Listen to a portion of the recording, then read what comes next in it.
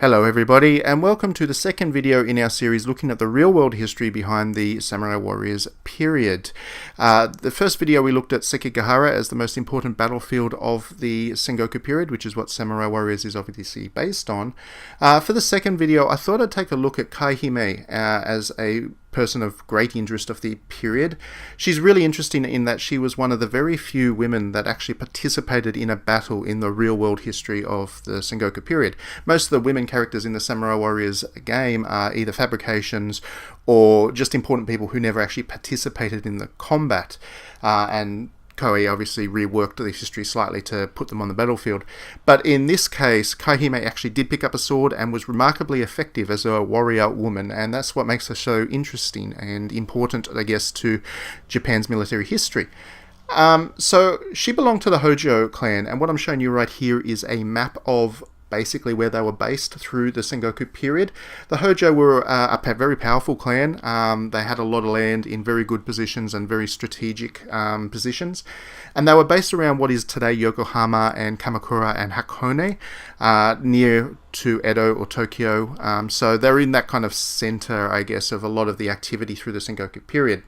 They were a very powerful clan, but they weren't very expansionist. They were fairly content to hold their lands, and kind of they weren't looking to unify Japan as such by conquering it all. And for the most part, they were left alone. That was until Hideyoshi Toyotomi came along and became the most powerful man in Japan after the death of Nobunaga Oda. Now, Toyotomi did have an issue with the Hōjō for not capitulating to him, and he did decide to attack them as part of his efforts to conquer Japan. And when he did so, he basically moved on Odawara Castle, which was where the Hōjō base was, and also another one of their important castles, Oshi. Now, Oshi is where Kaihime is based, and that's the battle that you're seeing me play through now on the game. Now, it's a really interesting one because, well, for a number of reasons. The most obvious reason, I guess, is because it is Kaihime's battle, and she is very much the center of this one, at least from the Hōjō side. It's also interesting because it was the one they won. Toyotomi's forces were overwhelming, and Odawara Castle did actually surrender after a couple of months of being besieged.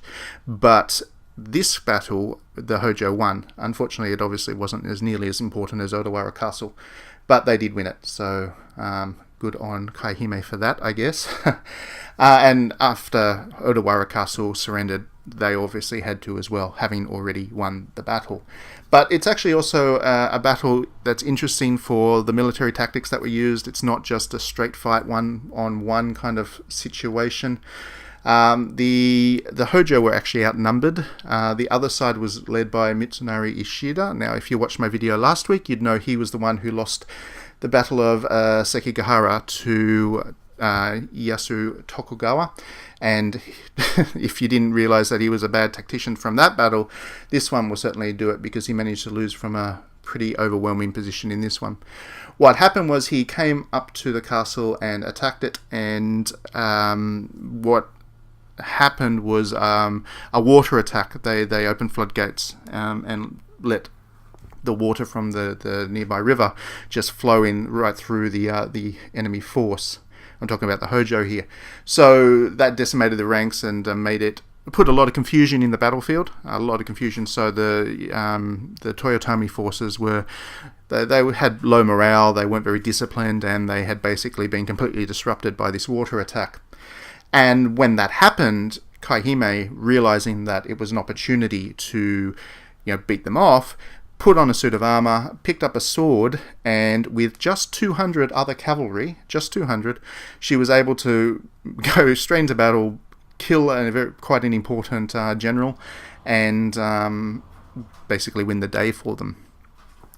So after, unfortunately, like I said earlier, Odawara Castle was lost, and they were all forced to surrender, which meant that Kaihime was basically imprisoned, along with various other retainers of the Hōjō clan. What happened then, there was a rebellion that popped up, and Kaihime's mother-in-law was actually killed as part of that rebellion. When that happened, when Kaihime heard about that, she picked up a sword and actually basically put the rebellion down by herself.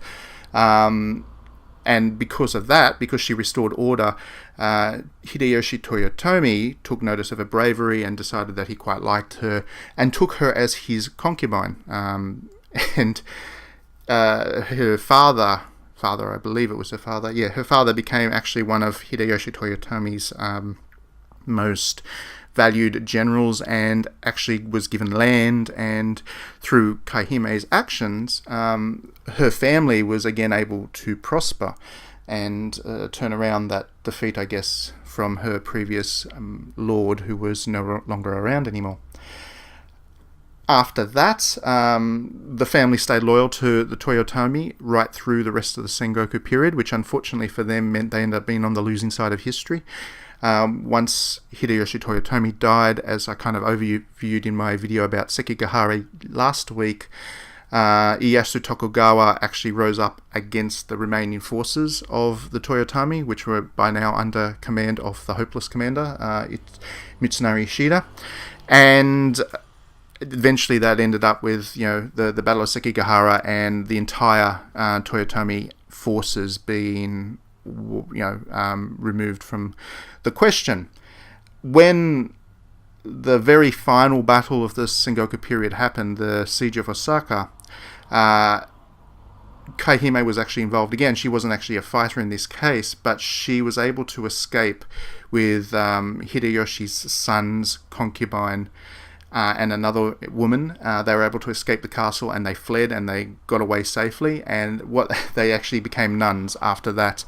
I can't remember exactly where it was that they became they took up that, but yeah, that was basically the end for them. They remained there for the rest of their lives, and that was the story of Lady Kai. So yeah, there's not a whole lot of history about her out there, unfortunately. She's not the most well-known character, but she is very interesting because she did fight on the battlefield. She was effective. She was able to restore her family to some shade of their former glory, despite falling afoul of the most powerful lord at the time.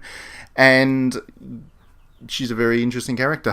She's a great fighter on the battlefield too. I really enjoy using her in Samurai Warriors, because she's got that whip sword, and she's got a good attitude, and I think Koei's done a really good job of representing her as a strong but family-orientated woman in the series. So yeah, this is another good example of how Koei Tecmo has taken a historical character and reworked her to work in the context of the game, but at the same time make her playable as a character. Thanks very much for watching, and we'll see you at the next one.